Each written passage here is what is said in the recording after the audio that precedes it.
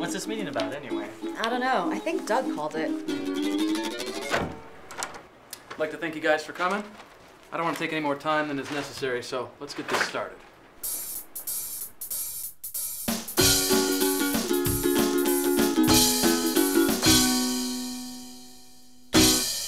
I didn't know you were in a position to call meetings, Doug. We all have that authority, Scott, if it's in the best interest of all concerned. Mitch? Now, this first chart represents the amount of time each of us has been employed at Devaney System Solutions. As you can see, I'm a relative newcomer, although we all seem to be in the early stages of our careers. This timeline indicates the precise points in which I met each of you, and that red dot represents the time in which I believe the two of you became an item. An item? What is this? Just background, Jenna. Please hear me out. Due to the relatively short amount of time that the two of you have been seeing each other, I would argue that the termination of your relationship and the concept of moving on would not be that hard for either of you. Wait, are you saying that me and Jenna shouldn't be dating? That's one of the points I'm trying to make, yes. Not that it concerns you or anything, but there's nothing in the employee handbook that says two employees can't date each other. And I completely agree with that. I'm totally on board with it. My argument is that you're not dating the right employee. Mitch? As you know, I'm Doug Dappler. I'm 26 years old, and Wait a minute.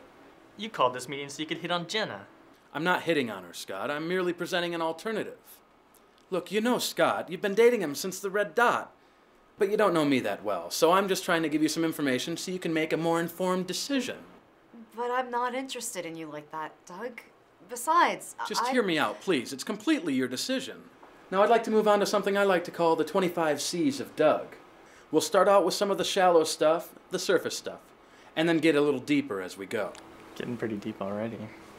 Number 1, cuddliness. I'm a cuddly guy. By which I mean I've got a couple extra pounds. I know that, and I'm working on it. I've lost 30 pounds this year alone. Scott has gained about 4 to 5 pounds by my rough estimates in the last 5 months. If you were to marry him tomorrow, you'd be celebrating your silver wedding anniversary with a 420-pound man. Number 2, coiffure. Not exactly sure how it's pronounced, but I'm talking about my hair here. Thick, luxurious hair runs in my family. Look at my ancestors. They had pelts. My grandfather once pulled 3 large dead mule deer carcasses uphill with his beard. And I have no idea where to find Rogaine in the supermarket. It's in aisle 4B, isn't it, Scott? I don't know what you mean, Doug. I'm not saying this is fair, but a nice head of hair is an appealing trait in our society at large.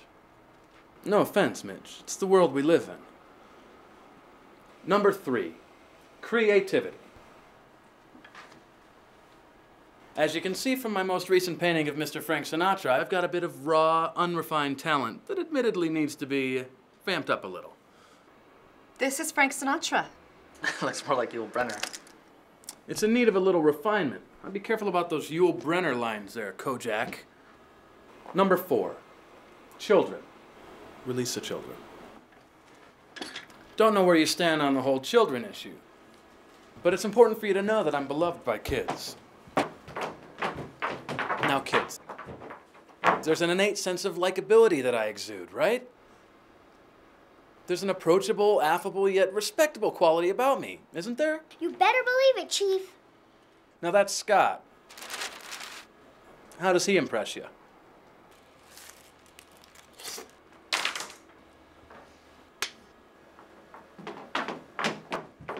Those rascals. Bye, Uncle Doug.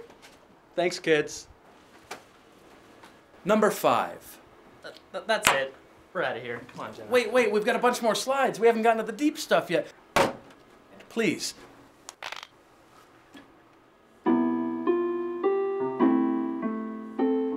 I'm not sure what forces brought us together in this place and time. Maybe it was fate, divine intervention, or the Human Resources Department. But had I been able to finish my presentation, you'd see that my argument is flawless and ironclad. What I'm trying to say is, I know I'm not perfect, but maybe we could be a perfect match. What do you say? No, Doug. I'm sorry. I suppose I should be flattered by this whole presentation, but really I'm creeped out by it.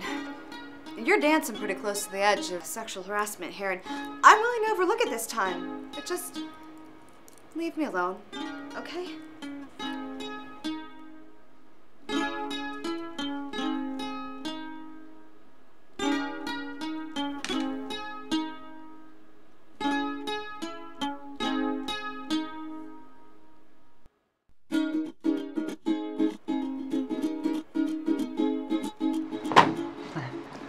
So, what's this meeting about anyway?